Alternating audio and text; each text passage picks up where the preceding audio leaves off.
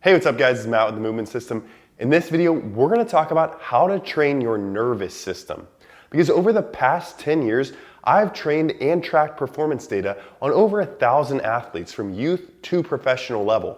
And over time, I've realized just how much understanding how the nervous system works can improve your results from training. Because maybe you're a coach, a trainer, or an athlete, and you've heard that managing CNS fatigue will help you feel fresh and explosive for your workouts, or that you can get faster from the neuromuscular adaptations of contrast training. Well, that sounds great, but what does that actually mean?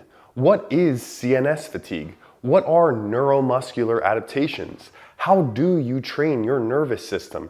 And most importantly, how do you use all this information to get stronger and faster? So here's how this video is going to break down. First, we'll break down the science behind training the nervous system. What's actually happening at the neural level when you get stronger or more explosive? Next, we'll dive into training methods that maximize nervous system stimulation while minimizing CNS fatigue, so that way you get better results without burning out. And finally, we'll show you a full system for how to apply this with the high-low training model. This is a training approach that top coaches and athletes around the world are using to get great results. So stick around to the end because I'm going to show you a full week of training with that model. This is years worth of information organized and put into one video. So I'm really excited for this one, and I'm excited for you to see how all the pieces fit together. So let's go ahead and dive into it. All right, so let's cover the 60-second science of how the nervous system works in regards to strength and conditioning. When you want to contract a muscle, you need to start with a signal in the brain. The motor cortex, or the area in the brain that produces movement, creates a signal called an action potential. That action potential then travels down the spinal cord, then down a nerve, and all the way to a muscle. But if one signal caused the muscle to contract like an on-off switch, then you would probably have a really hard time controlling movement. So here's how it actually works. You can't send bigger or smaller signals. You actually have to send more signals for a stronger muscle contraction. This ability to send signals fast is called rate coding. For example, maybe you can send 50 action potentials per second to your quad muscle when you sprint or make a cut. But here's the thing, Tyreek Hill can probably send closer to 100 action potentials per second. That's the approximate theoretical human limit, and let's be honest, he's got to be close to that. So here's what all this science boils down to. How forceful a muscle contracts comes down to two things: recruitment and rate coding. And when we say a muscle can have neuromuscular adaptations, we're primarily talking about improving these two things. So now let's move on to the fun part, training methods and how they impact neuromuscular adaptations and also neuromuscular fatigue. Because you probably want to know how you can get your quads from those 50 action potentials per second closer to Tyreek Hill's 100. I think the best place to start is by understanding how much CNS fatigue a training session creates. And this exists on a spectrum based on the type of training session. Specifically, power-focused training is actually going to be the least fatiguing. Then, strength-focused training is going to be moderate, and lastly, hypertrophy-focused training will be the most fatiguing. So now let's break down each. First, power-focused training. And what do we really mean by power-focused training? Well, different systems have different names for this type of a training session. For example, you may have heard of dynamic effort training from the conjugate method. Whether you call it power training or dynamic effort training or something else, what we're really talking about is moving sub-maximal weights with really high intent. That could be speed bench press with 60% 1 rep max on the bar and some bands. This comes straight from the conjugate system where you're using moderate loads with added band tension to train acceleration through the entire range of motion. And with this type of training, bar speed is really key. If that bar speed slows down, the set is done. Another example of this would be explosive trap bar deadlift, for example, with 70% 1 rep max and 6 sets of 4 reps, lifting the bar as fast as possible. These types of exercises target rate of force development and motor unit recruitment with minimal fatigue, making them perfect for high intensity, low fatiguing training sessions. And the reason that they're low fatigue is because they're very far from failure.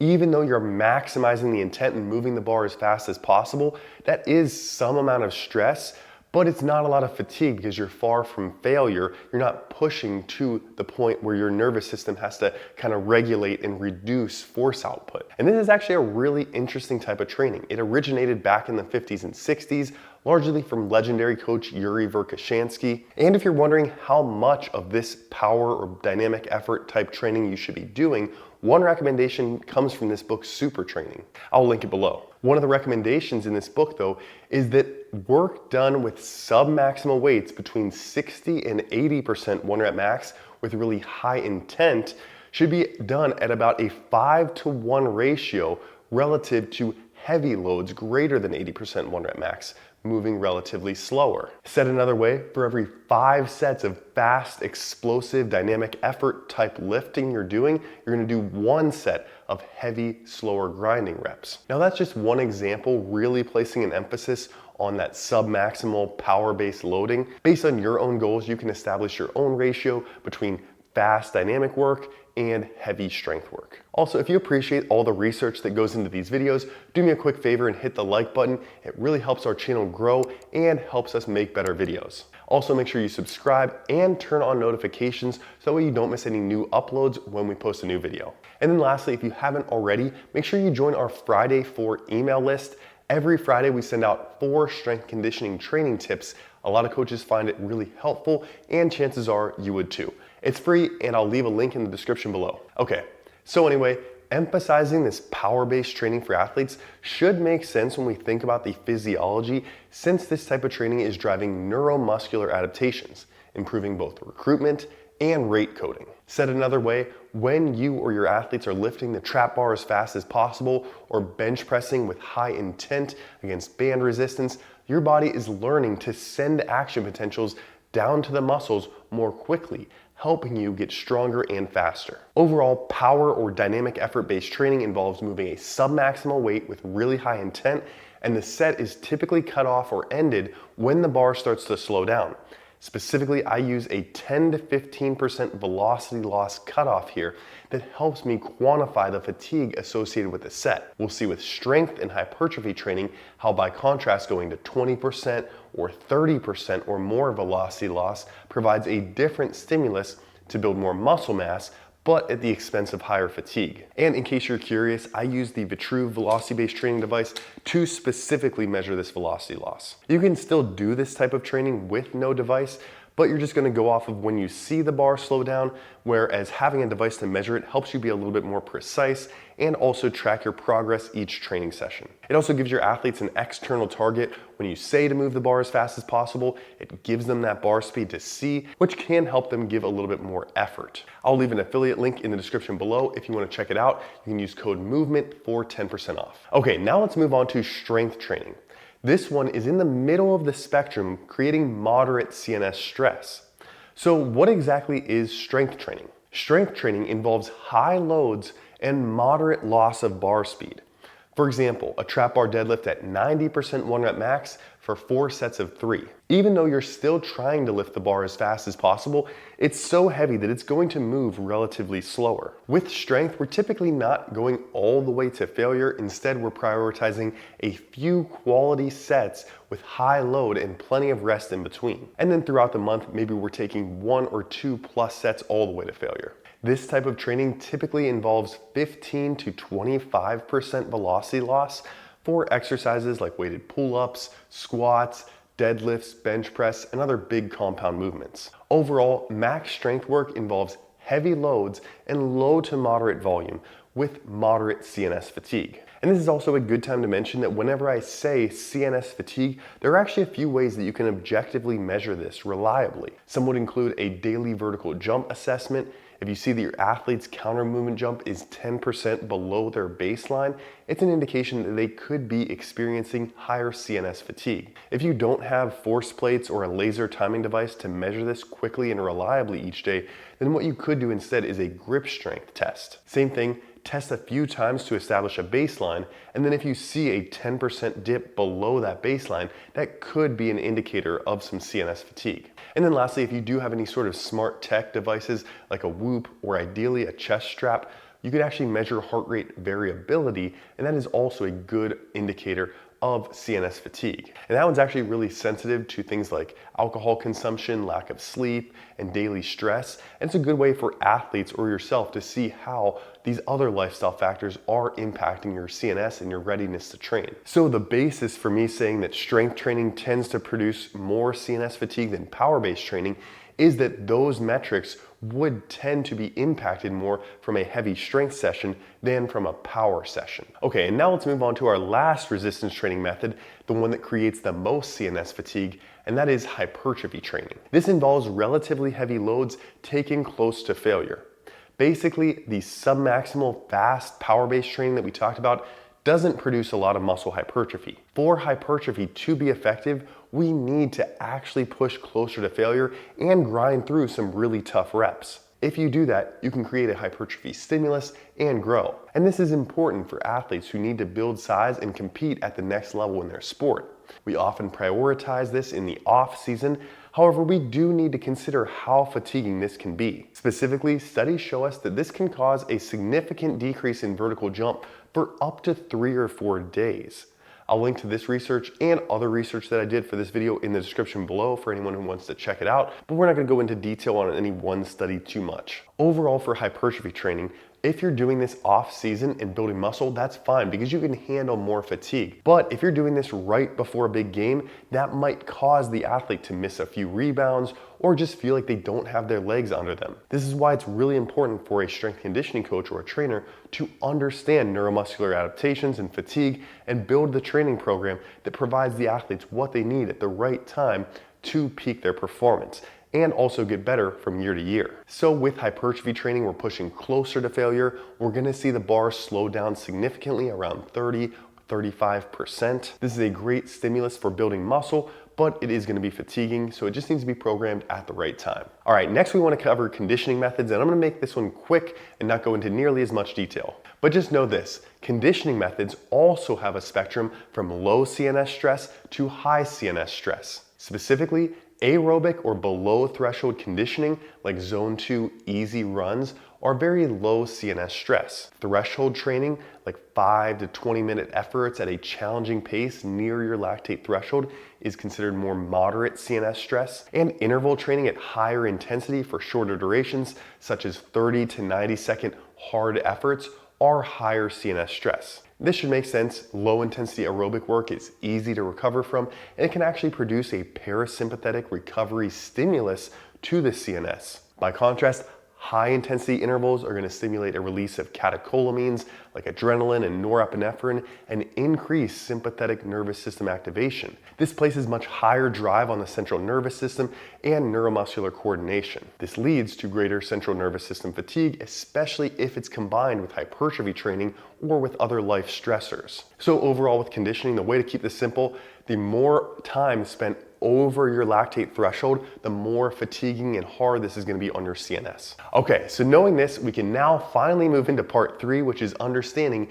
the high-low CNS model of training. So to lay the groundwork, a lot of gym goers will structure their training with something like a body part split. Monday chest, Tuesday back and buys, Wednesday legs, etc. No athlete at the highest level though is training like this. Instead, one of the most common weekly training splits for high-level athletes is the high-low split. For example, alternating between high CNS stress sessions and low CNS stress sessions. To teach this most effectively, I want to jump right into an example. So let's break down a 4-day per week in-season American football training plan starting with Monday. And I will say I designed this for an American football athlete, but this could very easily be modified 10 or 20% to fit a lot of different sports. Okay, so the idea here is that the athlete is competing over the weekend, either Saturday or Sunday, and they're coming in on Monday, kind of beat up from a hard game, and they need a low CNS training session. This training session can start with some prehab work.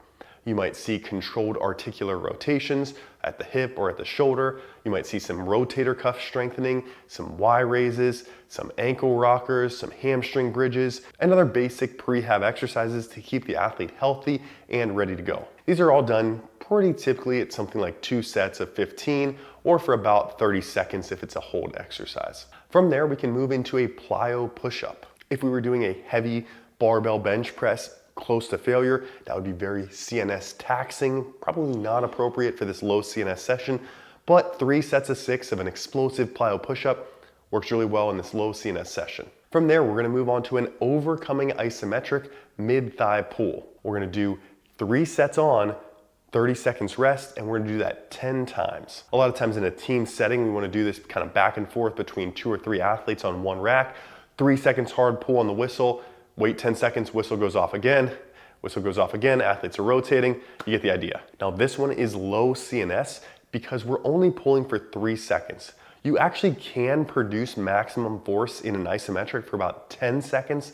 So by doing only 3 seconds, you're not going all the way to failure, if that makes sense. So this is a good stimulus, but it's also low CNS. From there, moving on to a push press. This is 2 sets of 4 explosive push press. From there, we'll work into an incline bench press, 3 sets of 5. This would probably be targeting dynamic effort, so somewhere around 60 to 80% 1 rep max, maybe with some bands if we have them, moving the bar as fast as possible. From there, moving on to a back movement with a single arm dumbbell row, 3 sets of 5 each side, and then ending with 2 sets of 12 tricep extensions. Just some accessory work there. This is a solid in-season strength session. Then we're gonna head out to the turf, do some tempo runs for conditioning. With this being a low CNS stress day, we want this conditioning to be more aerobic. So we're gonna make these 60 to 80 yards at 70 to 80% of maximum speed. So these are longer runs, but they're not maxing out. These athletes are just getting that aerobic,